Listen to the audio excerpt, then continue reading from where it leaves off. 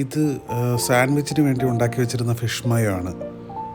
ഇത് ഉണ്ടാക്കുന്നത് ഞാൻ കഴിഞ്ഞ വീഡിയോയിൽ കാണിച്ചിട്ടുണ്ടായിരുന്നു. ഇപ്പം ഞാൻ ഇതിലേക്ക് വൻപയർ ഉലർത്തിയത്, നമ്മൾ സാധാരണ ചോറിൻ്റെ കൂടെയൊക്കെ കഴിക്കാൻ ഉപയോഗിക്കുന്നത് തന്നെ ആ ഒരു മോഡലിൽ തന്നെ വൻപയർ ഉലർത്തിയത് ഇതിൻ്റെ അകത്തിട്ട് മിക്സ് ചെയ്യുവാണ്.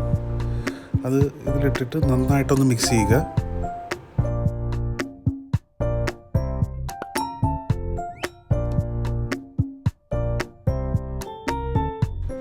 ഇതുപോലെ ഒന്ന് മിക്സ് ചെയ്തെടുക്കുക.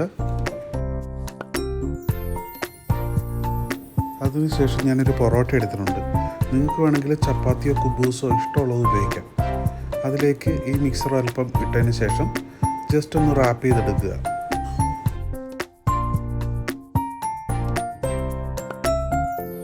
റാപ്പ് റെഡിയായി കഴിഞ്ഞു.